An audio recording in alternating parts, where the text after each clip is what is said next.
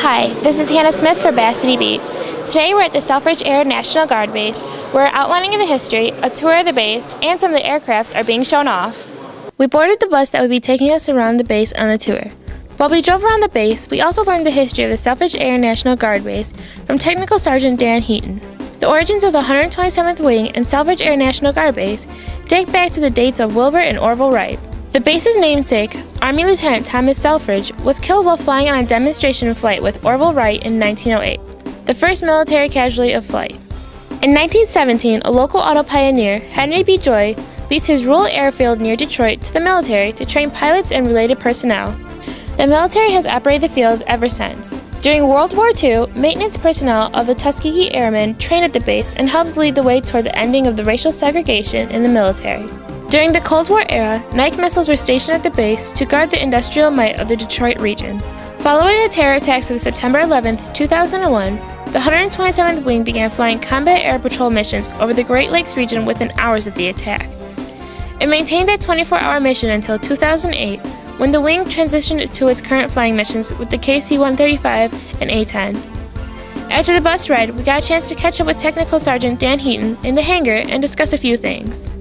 Today's event is an opportunity for the community to see what happens here at Selfridge Air National Guard Base. The people who work on the base live in the community.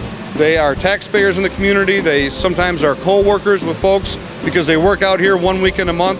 So we want as much as possible to show the community what it is that we do. In addition, the people in the community are the taxpayers who have paid for all of this equipment. It's important that we show them that we're good stewards of it, we're taking care of the equipment, and we want to show the people what our capabilities are with the equipment that they've provided to us. There are about 3,000 people that have a full-time job on the base. They work a variety of different shifts, they work for a variety of different agencies. And then there are about 3,000 people that are what we refer to as traditional members of either the Guard or the Reserve. While we were visiting the hangar, we got a chance to get a little insight on the base from Colonel Michael Thomas. 6 months when we started to hear, well actually it's longer than 6 months now, starting to hear some of the rumors of the fiscal 13 budget and how it's going to impact the nation. We started to get clarity to see how actually it was going to impact the state of Michigan and more specifically Selfridge Air National Guard Base. The Base Community Council has engaged significantly with our legislative representatives and also up to the Secretary of Defense level with Secretary of Defense Leon Panetta. So I want to put a big thank you out to the Base Community Council and also the local community for all the support that you're showing us, that you continue to show us, and hopefully as we go forward we will have a win here.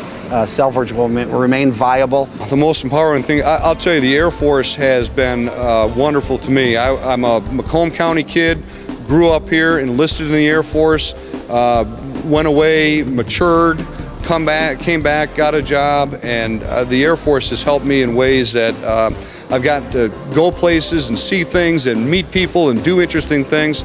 The Air Force has been wonderful to me, and I encourage the young people that I know to give a serious look to not only to the Air Force but to the other services as well. So how can the young people get involved, if not here, anywhere else? Well, the first thing they can do is they can call 1-800-GO-GUARD, and they can learn about careers that exist in the Air National Guard. There are a lot of resources on the website. Of course, our recruiters would be happy to talk to you. If you are a young person interested in going to school, the resources and the support for college is fantastic. The Air Force paid for almost all of my bachelor's degree, and I've just been incredibly blessed to be part of the Air Force.